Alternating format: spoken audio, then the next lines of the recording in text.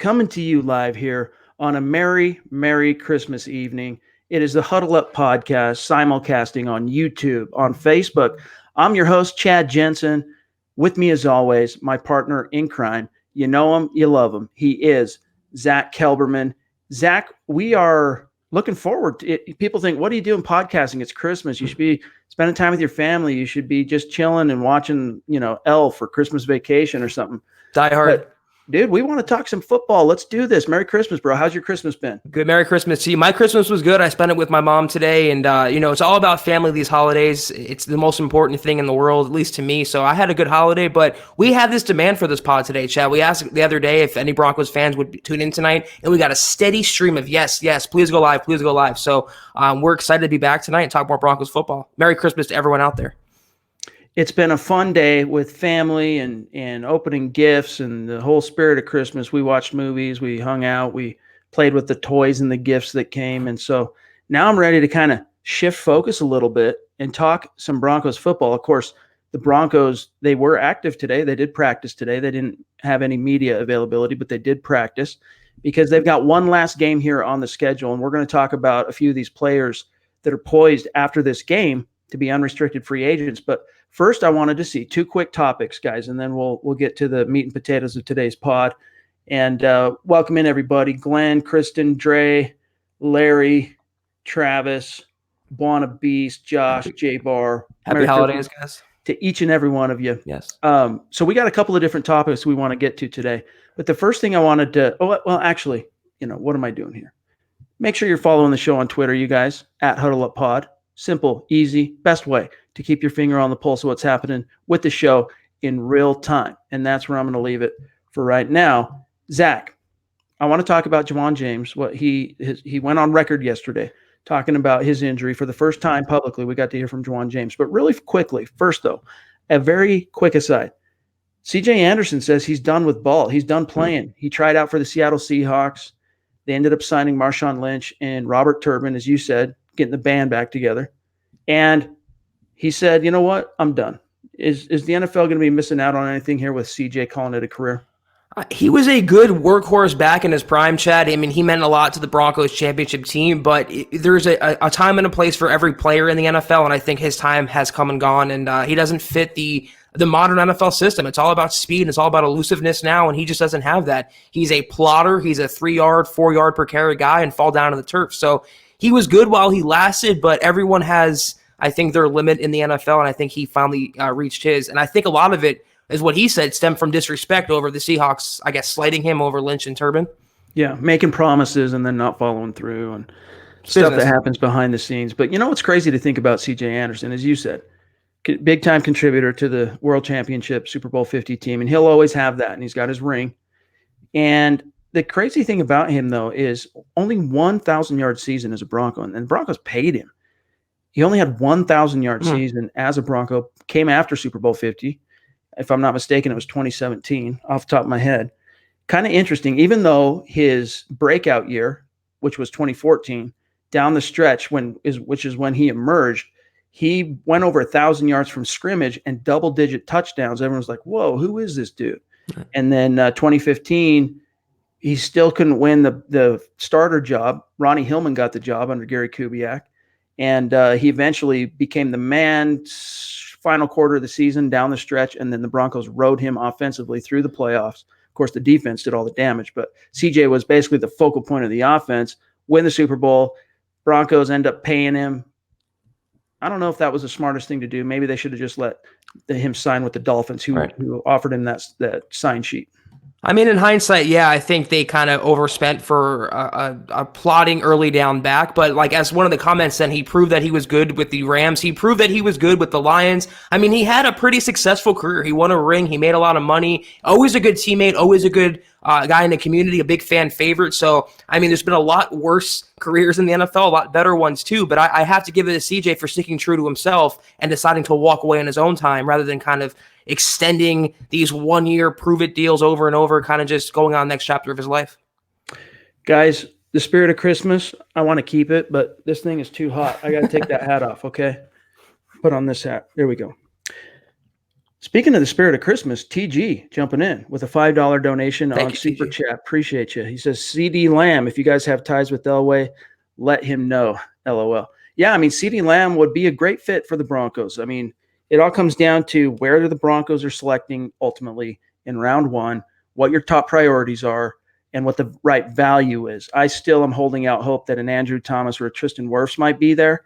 But I doubt, honestly, Zach, the farther, or I should say, the closer we get to the offseason, the more I doubt that the Broncos are actually thinking OT in round one, because I think they've once again convinced themselves that everything's, Garett Bolles is turning a corner, everything's working with Munchak.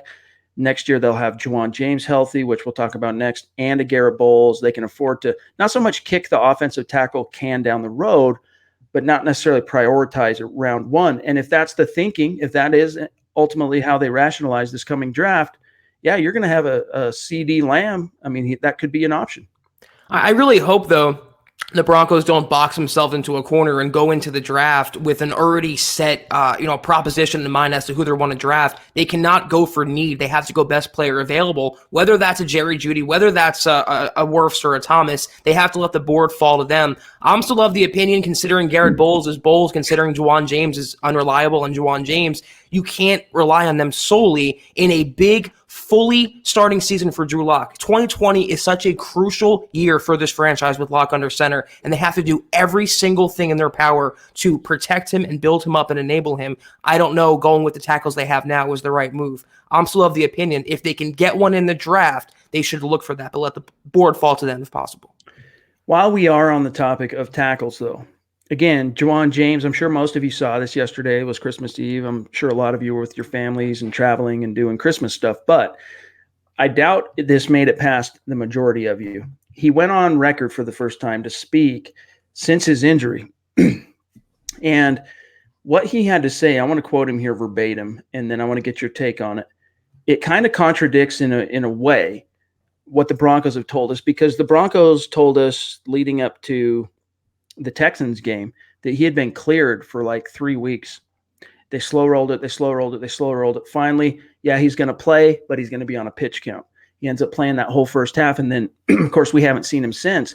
As late as Monday, Vic Fangio was still saying that James was in play for week 17 for the season finale. However, I don't think that's going to happen. Here's what James told Nikki Javala of the Athletic yesterday, quote, "I tore some ligaments in my knee the first game of the season. I was working back to get it healed, came back for the Colts game and ended up re-injuring it. I retore all the scar tissue that was healing and then ended up tearing part of my meniscus. They said it wouldn't be that serious, but when I was out there, even at practice trying to come back, my knee was buckling on me. It was just weak because the ligaments weren't strong. So then I practiced. I think it was for 2 weeks to try to get back and get ready for the Houston game. The plan going into it was to play for the half, and I ended up playing the half, but all through, especially the second quarter, my knee was just giving out on me. So after talking to the coaches and trainers and stuff like that, and the second opinion with the doctor, and he was like, hey, man, we don't feel you'll need surgery, but the doctor said before that if you put a brace on it, you should be all right, but you went out in the Colts game and kind of retore some stuff. So he said, your ligaments need time to heal. So I'm just really trying to get this healed so I don't have to worry about it in the offseason and next year, so that next season I can be fully healthy and put this behind me," closed quote. Zach, we were told it was a sprained knee from week 1. He's telling us he tore ligaments in his knee. What gives?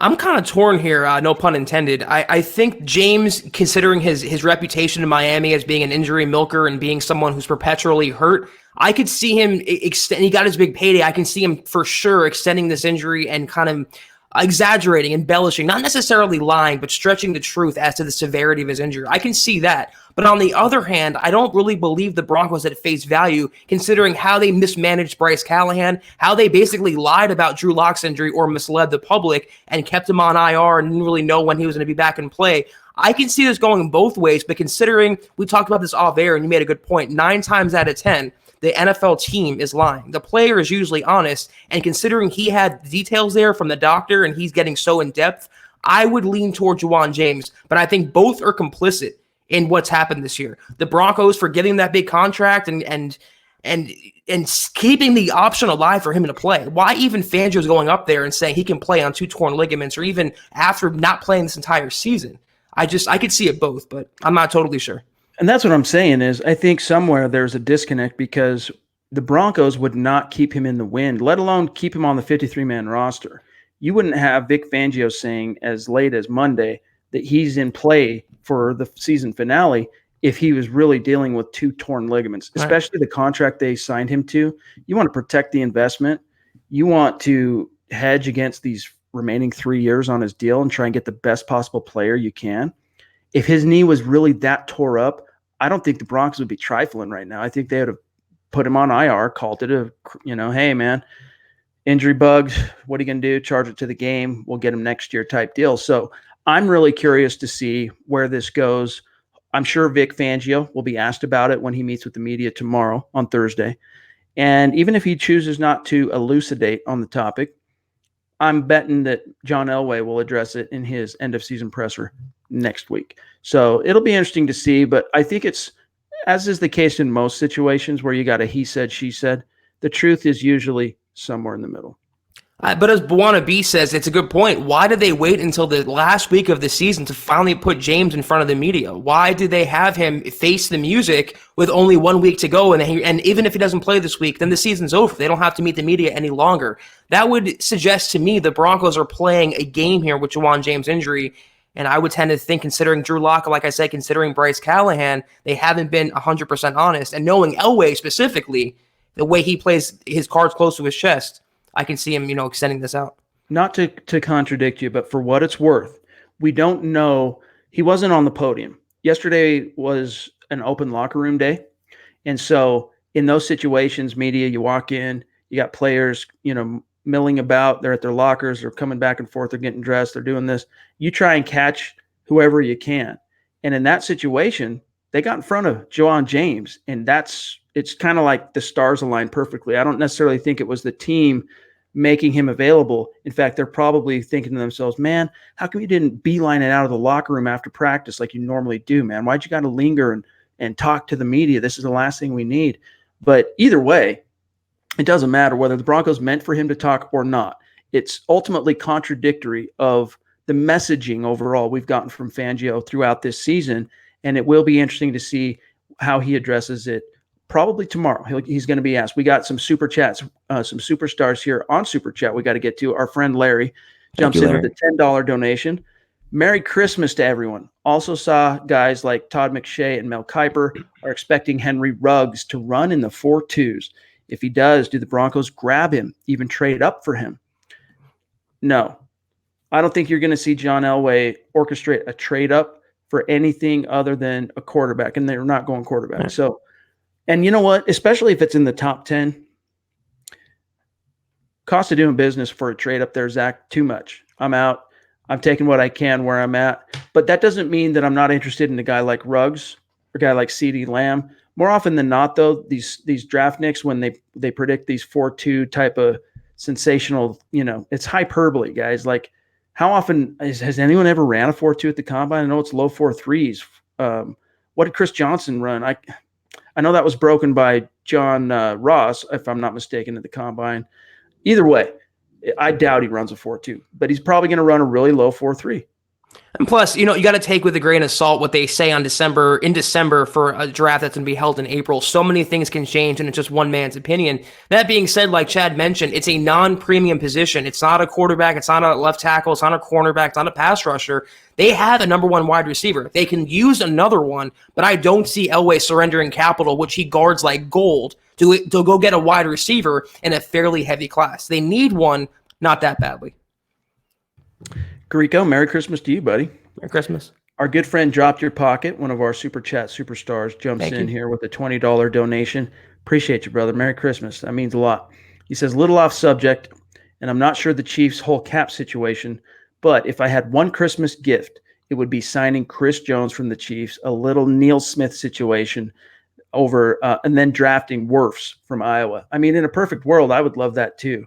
Seriously, like, Chris Jones is next level. There's, we'll see what happens with Calais Campbell, whether or not Jacksonville ends up cutting him. But if I'm John Elway, dude, I'm throwing, knowing that I've got the trio of Shelby Harris, Derek Wolfe, and Adam Gotsis hitting free agency. I'm going to try and keep Derek Wolfe, and then I'm going to throw everything I can dollars-wise to get Chris Jones. Now, Chris Jones has said on Twitter he doesn't want to come to Denver. Nah, I'm good type thing with where he's at. But, of course, it's a rivalry. And for those of you who perhaps are missing what Drop Your Pocket saying, Neil Smith was a career – he was a defensive end for the Chiefs for many, many years, bitter rival of the Denver Broncos. And when he hit free agency right leading up to the 97 season, the Broncos signed him, and they went on to win back-to-back Super Bowls. So he was a career Chief, but also a crucial part of the Broncos getting over the hump in 97 and then bringing home 2 world titles. I'd love to see Chris Jones do the same thing. And Wirfs, I'm all for it. I'm just not convinced yet from what I'm hearing and just the way I'm seeing it that the Broncos are thinking tackle in the first round. If this means sign Chris Jones and draft Tristan Wirfs, I am all for that. You're shoring up the trenches, and they're 2 biggest needs, I think, going into 2020. So I am all for that. He's going to cost a lot of money, and I feel like the Broncos would first want to put that money toward, like Chad said, Wolf or Shelby Harris. I think Gotsis is a goner regardless, but they have to do something to solidify those trenches. They're not going to rely on DeMarcus Walker. They're not going to rely solely on Draymond Jones. Akeem Hicks, Chris Jones, all for it. Drafting Tristan Wirfs, you're doing a lot of good for your team next year. Our next one here comes from Edward with a $2 donation Thank on you, Super Edward. Chat. Thank you, buddy. He says, who do you think the Broncos should re-sign next year? Let's take a quick look. You know what, Zach? I'm going to do one of our share screens here. Bear with me 1 second, you guys. Hopefully you guys can read what I'm about to show you. If not, just listen to what I say here. Let's see. How does this look? Let me look at the screen here. Well, you might not be able to see it ideally, but let me run down a list of pending unrestricted free agents for your Denver Broncos. First and foremost, you got Chris Harris Jr., Derek Wolfe, you got Shelby Harris, Theo Riddick, the long snapper, Casey Kreider is an unrestricted free agent, Adam Gotsis, Cyrus Jones, the corner, Jerry Atachu, Corey Nelson, Justin Simmons, Devontae Booker, and then you get into the restricted free agents, many of whom the Broncos need to bring back, like Devontae Bosby, Connor McGovern Connor's unrestricted, obviously. There's a few more. Will Parks. But that's mainly the unrestricted group. Now, Zach, of that group of players, who takes priority? Let's say 1, 2, and 3. Who are the top 3 players, if you're helping to call shots in that front office, that you're going to try and allocate some cap dollars to?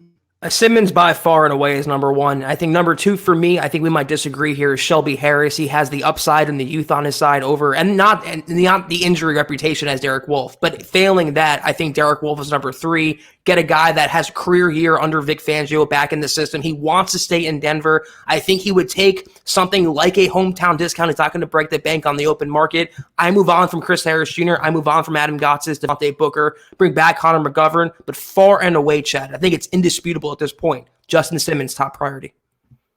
Yeah, for me, it's got to be Justin Simmons. And honestly, I'm gonna see what kind of money Wolf's looking for. I mean, if he thinks, if he's trying to ask for $10 million a year plus, I'm maybe taking a harder look at Shelby. But Shelby Harris to me is borderline. Like he's up there. But so it would go Simmons, Wolfe, Chris Harris Jr. in a perfect world. I just don't think it's going to happen. Followed by Jeremiah Atachu, followed by Shelby Harris, followed by probably Connor McGovern. In that order. Devontae Booker, catch you on the flip-flop, let him go. Later. Corey Nelson, see you later. Cyrus Jones, later. Done nothing, see ya. Casey Kreider will get re-signed to like $1 million a year contract. And then you get into the restricted free agents, which we don't really need to spend too much time on there. But yeah, it's a tricky situation. I think that's the biggest thing. And John Elway, there was a question here. I can't remember who it was from. But John Elway, we were asked whether or not the franchise tag can be used on Justin Simmons. Yes, absolutely. And John Elway last week hinted on his appearance on KOA Radio, Zach, that, if worse comes to worse and they're unable to strike a deal in free agency or things get crazy in negotiations, the Broncos will franchise tag. And they're not opposed to doing that, buy themselves more time to come to terms on a long-term deal. I think what Elway's saying there, and it's a positive thing, is that one way or the other, Simmons is going to wear a Broncos uniform in 2020, as he should. I mean, the Broncos will do anything in their power to keep him under contract, and I think a long-term deal is going to get done, Chad. Christy jumping in, one of our Super Chat superstars. Thank you, with Christy. a $10 donation on Christmas. Merry Christmas to you, Christy. We appreciate you so much. Stuart as well, jumping in, $20 donation. So consistent. These two right here, Christy and Stu, keeping the lights on best. almost single-handedly at MHH headquarters. Appreciate you guys so much. And let me see what else we got here, questions-wise. TG jumping back in. Thank you, brother. $5 donation. He says, in my opinion, we can find really good value on the line in round 2. Don't waste your first pick on one. Let me ask you this, Zach. With what you've seen from Garett Bolles down the stretch, really, really good pass protection play, more than solid as a run blocker, but he's good for that one facepalm penalty. You never know when it's going to come. How content are you with saying, you know what, we can get by knowing that Drew Lock's only been sacked 3 times in 4 games? We can get by with him at left tackle. We can allocate our resources elsewhere. What do you think to that notion? In a perfect world, maybe, but you literally cannot depend on the guy. I'm not even talking about a game, by snap basis. You cannot depend on your quote unquote franchise left tackle, a first round draft pick. I would be content enough not to reach in the first round for a tackle, Chad, but the Broncos absolutely cannot go into 2020 with him and only him at left tackle. They need to bring in competition, maybe not as his replacement, but a guy in back end that can step in right away, preferably a young guy. I don't have a lot of faith in Garett Bolles. I understand he's been playing a little better of late, but that's all relative. That's all relative to Garett Bolles' standards. If he was playing like a first-round pick, none of this would fly to begin with. He needs to be consistent and not take points off the board, not hurt the offense at all. I like what I'm seeing, I guess, with the best line coach in the game. So some of that's to be expected here. But I think I'm lower on Bolles than most other people, including you. I'm kind of torn on the issue, to be honest with you. Just a matter of a couple of weeks ago, I was hell-bent on you got to make tackle the number one priority. And I still think it needs to be a top priority. They need to be able to at least develop a viable backup and have someone to push and compete with Bolles. I'm just not sure it's a, DEFCON 5 need now, especially if you're going to be getting a healthy Juwan James back next year. You got Bolles, you got James.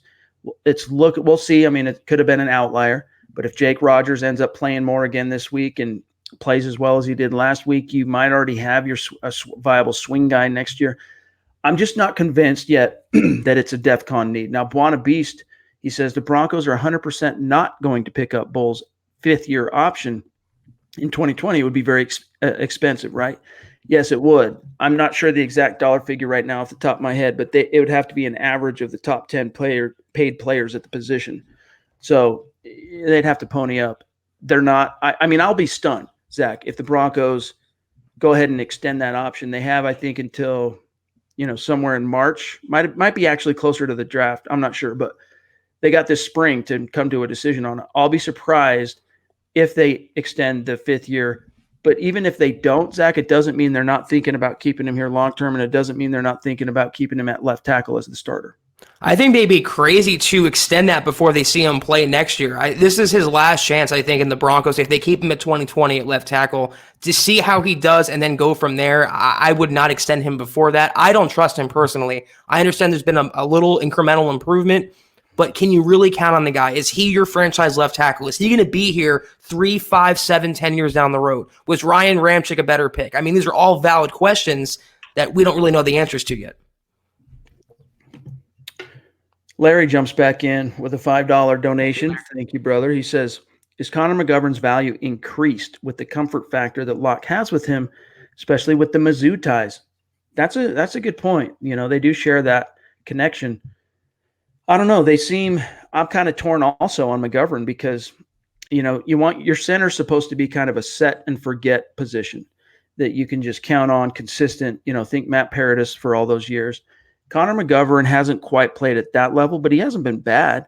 Question is, what's his value going to be on the open market? I'm looking here at Connor's contract currently. Let me find it here.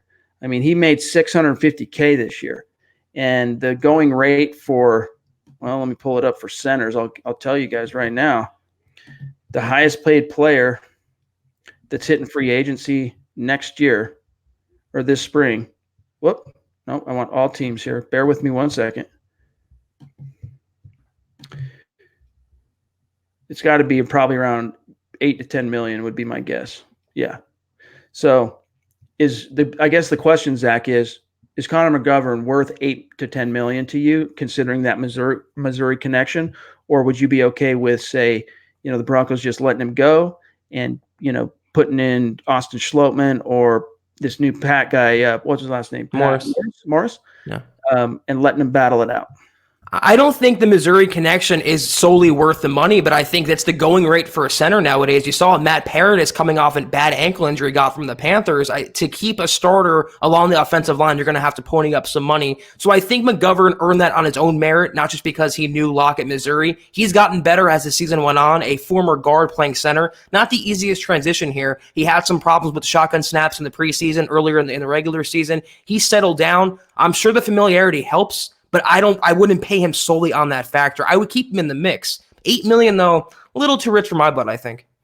Absolutely. Brian jumping in with a $2 donation on Super Chat. Merry Christmas to you, brother. Matthias has a question. Are you guys going to make a 7-round mock draft? Yeah, this is a topic we've broached a few times in the last week or so, but we have some big plans. Zach and I are going to be getting together tomorrow at some point to iron out some ideas and put a programming kind of schedule together for the offseason. One of the things that is definitely going to be a part of that, maybe once a week, we'll see how we do it, is we're going to do live mock drafts. We can use a simulator. We can share the screen like you guys have seen us do before. We can involve our listeners. We can involve especially our Super Chat donors and really make it fun. And all of our draft guys too. We can get, Nick, Carl, Eric, Lance, those guys can get involved in it, use their expertise to make it as compelling, interesting, and knowledgeable, of a piece of content as possible. So those things are coming down the pike, but let me remind you, it's putting the cart before the horse. We're here to talk about anything and everything Broncos, but Zach, there's one more game left to play. Right. And even though the Broncos are out of it, and you feel like, it's not too much to get excited about. A month from now, when you haven't seen your Broncos on the field for many weeks, you're going to be jonesing. So appreciate what you got this week. Yeah, I was just going to say, Chad, that we've been really fixated on the Broncos in the here and now. The Drew Lock starting and how they can finish this season on a high note, or what their record's going to be like, or how Lock looks. We haven't turned the page totally to the draft just yet, the offseason, not even free agency. But when that comes, like Chad said, we plan on bringing special guests on, having some roundtable, war room type mock draft. We have a lot of fun things brewing in 2020, so just stay tuned for that. Oh, wait, hold on. I'm going to grab you, Edward, 1 second. Thanks, David. Appreciate that, dog. Edward, appreciate you even more, my friend. $5 donation on Super Chat. You think the Broncos will cut Flacco? Zach, is there any scenario in which you don't see the Denver Broncos cutting Flacco sometime between now and March? I don't. He's literally dead weight on the sidelines, on the salary cap. I don't see him staying in the Broncos uniform for much longer. So even though Elway has some fascination with older, tall, immobile quarterbacks, he's done. They have younger guys in the system, so he's not coming back, thankfully. You know what? I wouldn't be opposed to the Broncos simply cutting bait with Joe Flacco and saying, you know what? Drew Lock's our guy. We know that Brandon Allen, we can get by with him in a pinch. He can be our veteran stopgap backup. We saw what he could do over 3 games. I mean, that first 6 quarters, that 3-game stretch, Zach, in which Brandon Allen had to start was a tale of 2 6-quarter sections of play. That first 6 quarters, phenomenal. Beat the Browns in week 9, got out to a 20-0 lead over the Vikings at halftime. And then coming out of that halftime, dude, it was just the final 6 quarters all downhill. But still, I think the Broncos learned from that in a pinch, because when it comes to a backup, it's not so much can you trust him to be the guy for an entire season, the way I look at it anyway. I know in a perfect world, you'd like him to be able to be an all-season guy, but few and far, those guys are few and far between. In all reality, can you hold down the fort for between a 1 to 3 week stretch if my starter gets hurt? That's really what you got to look at. And I think they could. I think Brandon Allen, they could get by with him, and if something happened to Locke and he sprained a thumb in week 2, and they need to get by till the bye or something, 3 games. I don't think they need to go out and throw a lot of money. Flacco, get him out of here. Done. He is going to be gone, you guys. But I don't think you need to go spend money on a Josh McCown, Ryan Fitzpatrick type when you can keep Brandon Allen on the cheap, and you've got a stopgap. And you can also see, Zach, what's going to happen with Brett Rippon.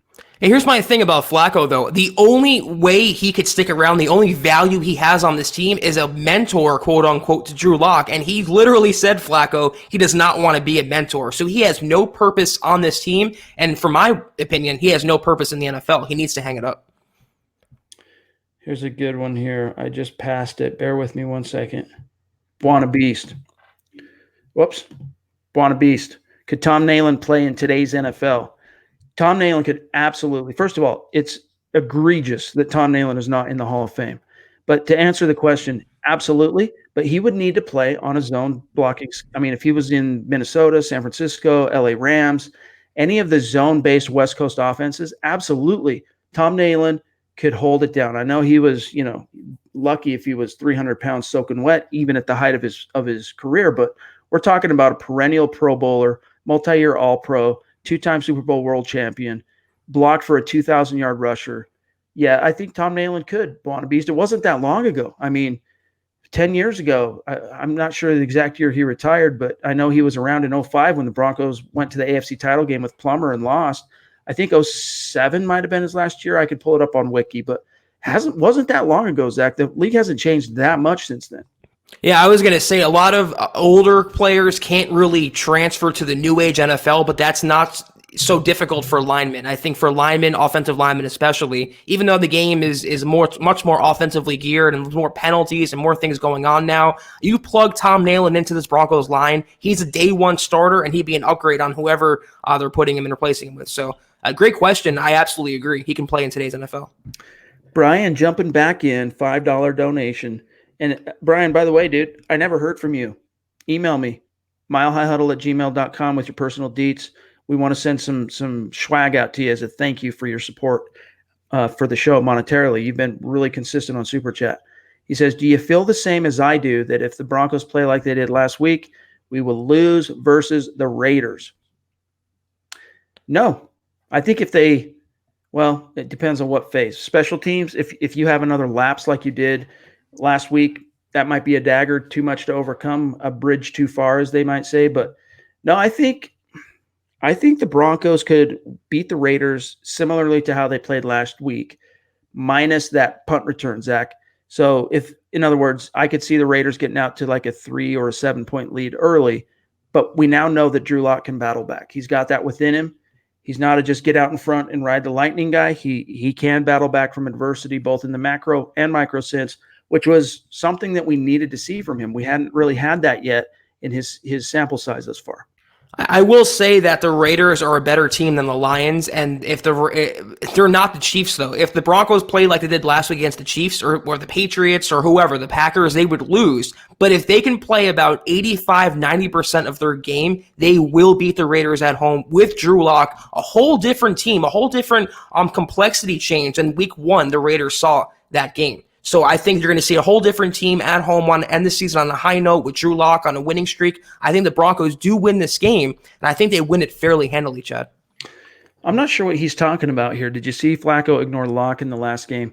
The only interaction between those two I caught was when Lock was rushed off the field. He ran off the field after a scramble, and Flacco's back was to the field. He was looking up basically at the crowd, and Locke plowed right into his back, and Locke had to literally grab him by the shoulders to keep him from going down, which was the symbology there. The symbolism there was so phenomenal. But I didn't see, other than that, there was his first win, I think it was.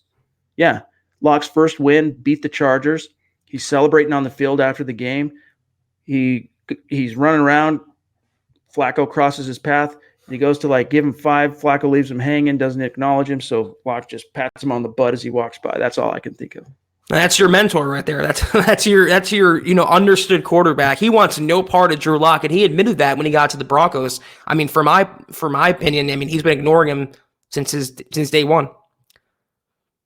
All right, guys, let's grab 1 or 2 more, and then we're going to wish you a great rest of your Christmas. Jacob Smith jumping in. He says, Merry Christmas, Broncos country. Beat the Raiders. # build the nest. Amen to that. Let me see here. Let me see what we got. Sean jumping in. What changes to the coaching staff would be beneficial to the Broncos next season? That's a good question. I think that if there's going to be a scapegoat for the Broncos, because there's no getting out of a losing season. Best case scenario, the Broncos finish 7-9. That's below 500. If they're looking for a scapegoat, I could see Tom McMahon getting fired, and I could see the Broncos truly upgrading the team, the coaching staff, by finding someone else. I'm just not sure Fangio is going to do that. He's just not a scapegoat type of guy unless his hand is forced. He really, I think. Do you think McMahon's done after this year, Zach? What do you think? I mean, I've leaned toward that in recent weeks. I know we kind of disagree on that, but I think there will be a scapegoat. It's still a non-winning record season. It's still a non-playoff season. They're going to make some changes, I feel. And if it's not McMahon, it might be Lauren Landau. It's the only one I can really think of, Chad, on the Broncos staff. I think they're pretty well stocked everywhere else. For my money, though, you let up that long punt return touchdown. The special teams, aside from Spencer, hasn't been overwhelming. It has been much better than it was before McMahon got there with Brock Olivo. I think he's a goner. I think I lean more on the side the Broncos will replace him. They got to do something. If not him, then definitely Wadman will fall on the sword for the season. Yeah, and that's the only place Zach and I differ on this topic. Is just that I think the more likely scapegoat is going to be you're going to see Colby Wadman's head roll. They're going to sign someone else, one of these two punters they worked out toward the tail end of this season, or someone else they find or might have on their radar. You got to get Wadman out of here, though. I mean, they gave him 2 full seasons. He is a bottom 5 punter. He's been the epitome of inconsistent. And then you've got McMahon going to bat for him. All the while, the coverage units haven't been great. Last year, the coverage units weren't great. I don't know, dude. I'm not sure there's much left for McMahon. The question is Vic Fangio that type of guy? Or is he a guy that's ride or die with his coaching staff like, Gary Kubiak was, for example? We don't know yet. This is his first year as a head coach. He's never fired anyone yet. It'll be interesting to see exactly how that shakes out. And then this last one from TG, jumping in with a $20 donation. TG, Merry Christmas. Can't wait for your mock draft. Love you guys. Zach, quit hating on Garett Bolles. Some reputation I have between that and Flacco. Appreciate you, TG. Why don't you should also reach out to us, milehighhuddle@gmail.com, and let's send you a little Christmas thank you. But I don't think we're necessarily hating on Garett Bolles, Zach. I don't think you're hating on Garett Bolles, but that's how TG's perception is of it anyway. I mean, people accuse me of hating on Vance Joseph. Look how that turned out. I reward and I praise people and players who deserve it. I just don't think Garett Bolles deserves praise for playing okay for stretches at a time when he's your former first-round pick. He's your potential franchise left tackle. I wouldn't praise the guy for not allowing a sack in a game or not allowing a holding penalty. You need and should demand much more than just average play. Edward jumping in again with a $2 donation. Thanks, bro.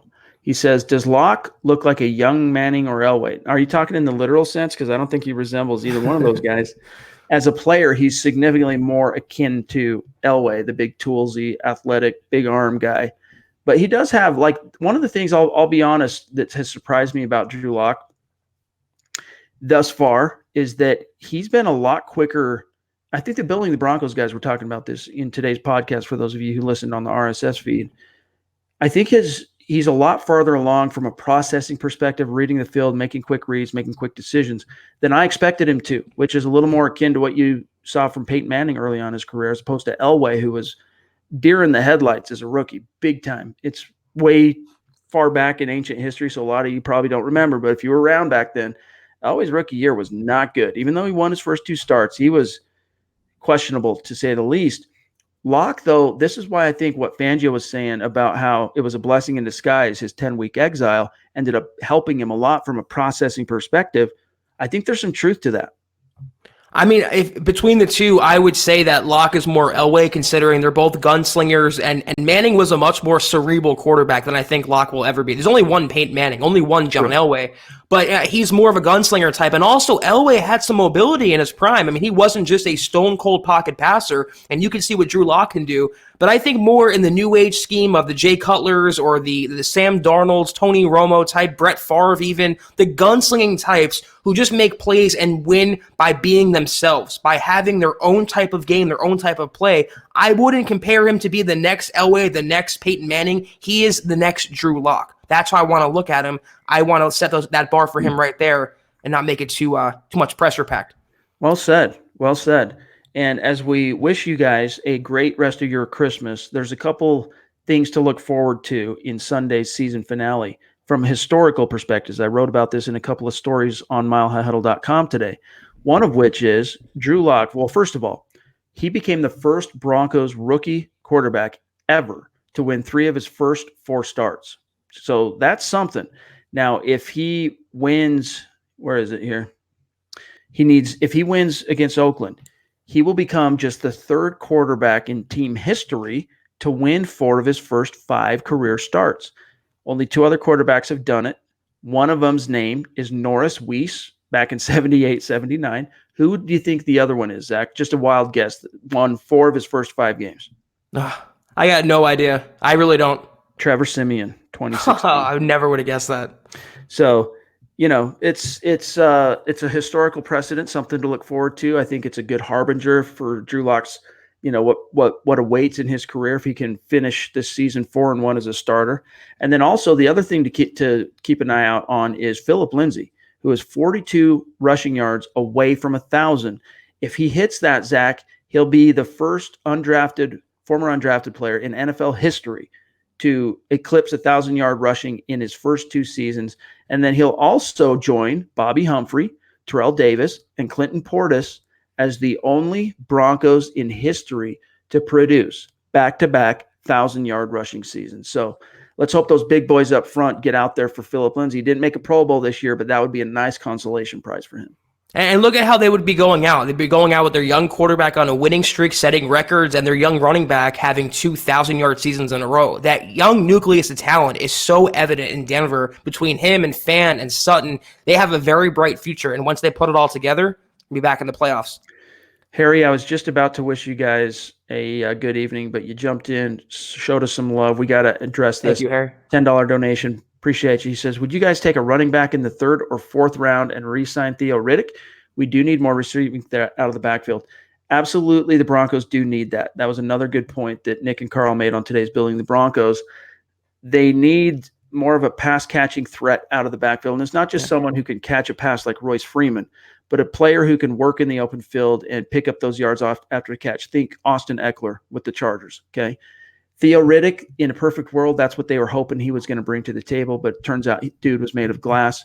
Kevin Hogan got him hurt, cost the Broncos $2.5 million. Take a running back in the 3rd or 4th and re-sign Theo Riddick. I could live with it. I don't think running back is a dire need for the Denver Broncos. Would depend on what Theo Riddick is looking for financially, but I wouldn't be opposed to it, Zach. I don't really understand the fascination with Theo Riddick. He's a very average pass-catching back who's an injury-prone guy, and he ended his season in Denver injured. So I wouldn't take a running back before the 4th round. I think the 3rd is still too high for them. They still have Lindsey and Freeman, but you're right. They do need a pass-catching back. You can upgrade on Theo Riddick, though. You can get any dime a dozen running back in the draft or on the free agent market to fill that role, and I think they will. But Theo Riddick, for my money, they tried it, didn't work out. Catch you later. By the way, let us congratulate Lance Sanderson, of course, an analyst at milehighhuddle.com and one of the co-hosts of the Dove Valley Deep Divers podcast. He is just found out very recently that he is going to be a father next year. Nice. So congratulations to you, Lance. That's a cool way to spend your Christmas and look forward to 2020. The biggest gift of all.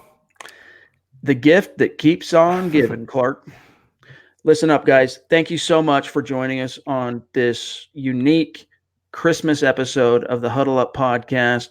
You guys, especially our super chat superstars, you guys, we appreciate you so much. You're keeping the lights on. It's each and every time, dude. Me and Zach are completely floored and blown away by your support for the show. And for those of you joining us tonight, whether you're on YouTube, whether you're on Facebook, being a part of this conversation live, keeping the comment stream hot, participating in this and making it a compelling conversation is why Zach and I, penciled out some time to come on and take care of this and talk to you guys tonight. So appreciate each and every one of you.